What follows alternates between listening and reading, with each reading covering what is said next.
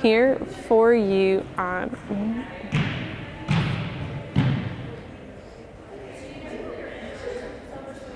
WVVA Sports.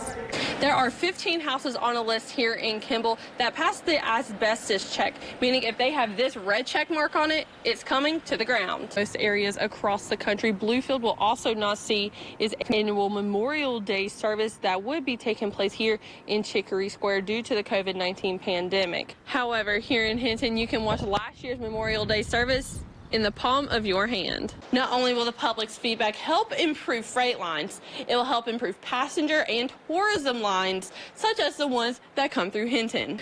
Parents, coaches, and organizers are hopeful that their players will be back on the field with their gloves and bats mid-April. Right, and not only will they be participating in National Night Out, Tazewell is also participating in National Night Out, and that's starting at 6 p.m. But for now, I'm going to send things back to you, Melinda. A tractor trailer was traveling the northbound lanes and hit a fire truck, which is why you are seeing crews working on both of these incidents right now. So my only piece of advice to anyone right now is to avoid I-77 at all costs. Northbound, shut down. Southbound, shut down. And be very cautious when traveling through the Princeton area, as all those stoplights on 460, you can come out and enjoy that as well. Oh well, it was a good try. Reporting live in Princeton, I'm Ashley Smith, WVVA News. Guys, back to you. Melinda Scott, less than 48 hours ago, a 29-year-old officer was shot while conducting a routine traffic stop here on 460 East, just past Exit 3, heading towards Bluefield, West Virginia. I spoke with folks around the two Virginias today about the shooting and their thoughts on the suspect still being at large, who police say is armed and dangerous. There are about 12 cots here, as you can probably see behind me, where 6 more are set up. But if needed, they can accommodate up to 30 people. Now, don't worry if you need about bringing any food or other refreshments. Those will be provided here. They have coffee, hot chocolate, juice, some snacks, and on the plus side, Netflix. Now, the session comes after the shooting in Virginia Beach just a few weeks ago. However, the people who showed up for the roundtable discussion tonight say that the things that the governor is proposing for the special session infringes on their Second Amendment right. Princeton Detachment, human remains were found in Mercer County last Thursday around 7 p.m. And since then, more body parts have been discovered by search teams. Now, those discoveries are being sent up to Charleston to be identified by the state medical examiner. Now, there's some speculation on social media floating around about the gender of the body parts found. However, state police are saying the gender and identity of those parts are unknown at this time. Now that the second weekend of Railroad Days is not happening, student organizations such as the FFA have to find other ways to fundraise.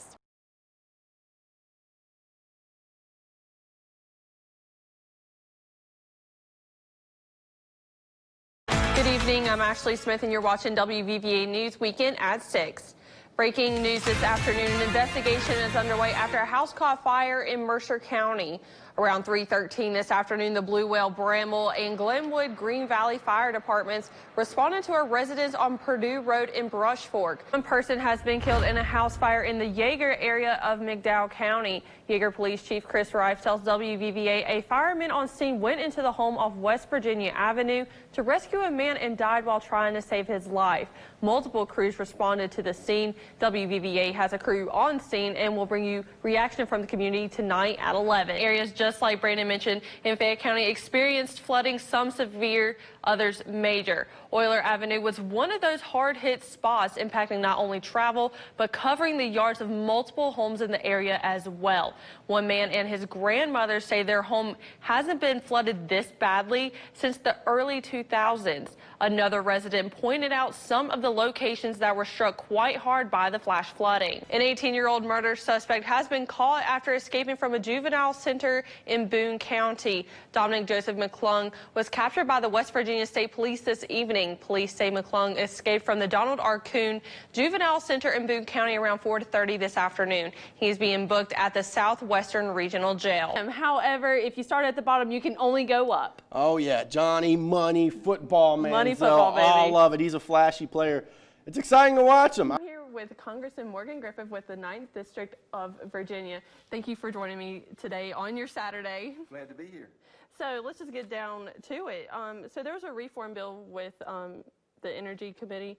So and I also went to the Energy Summit in Abingdon earlier this week. So what are some things that the Energy and Commerce Committee are working with different like coal companies, energy companies, to produce jobs in the state of Virginia, like across the board?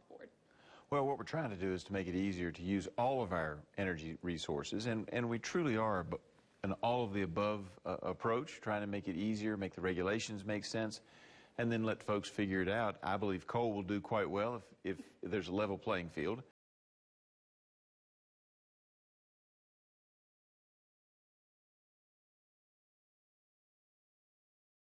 Imagine being at your favorite sporting event and you can't hear the national anthem clearly, not because the band isn't playing or the sound system isn't working, but because you have a hearing impairment.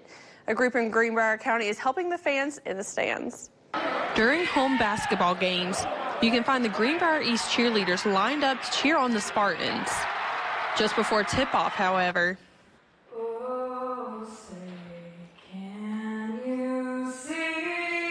10 years ago, Denise Judy, a former sign language interpreter with Greenbrier County Schools, introduced a cheerleading team to an ASL version of the national anthem.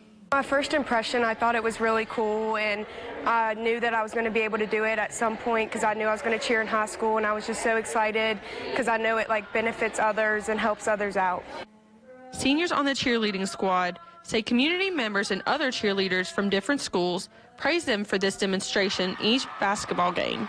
I also had a family come up to me one time and said that they had a family member that was hearing impaired and how big it impacted them, and that just melted my heart and just wanted me to keep doing it and to carry on the tradition.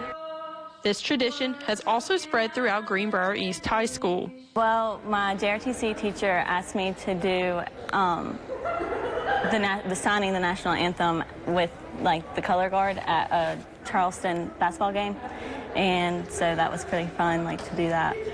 By the cheerleaders signing the national anthem, members say it breaks the typical stereotypes of high school cheerleaders. We're the only school that really does it, so it really makes us stand out. Here for you on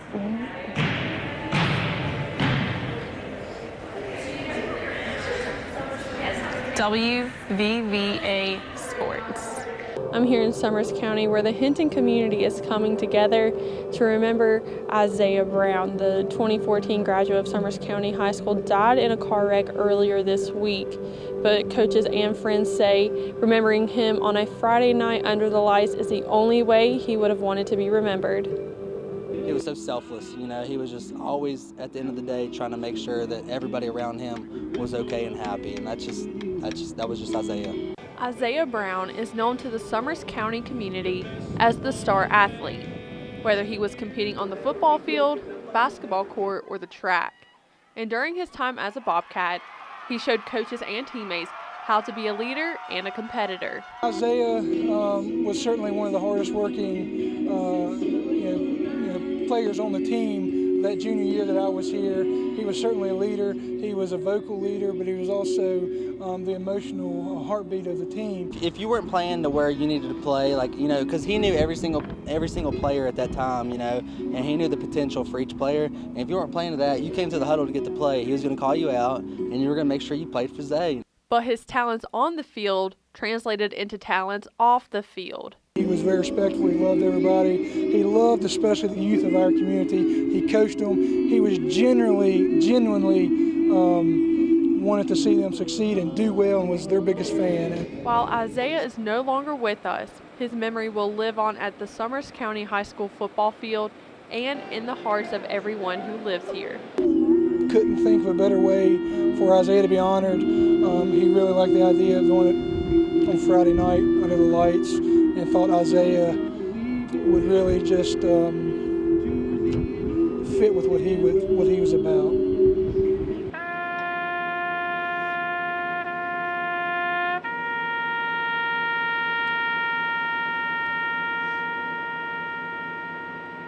I am proclaiming that this Sunday, May the 17th, as DIPG Awareness Day in West Virginia.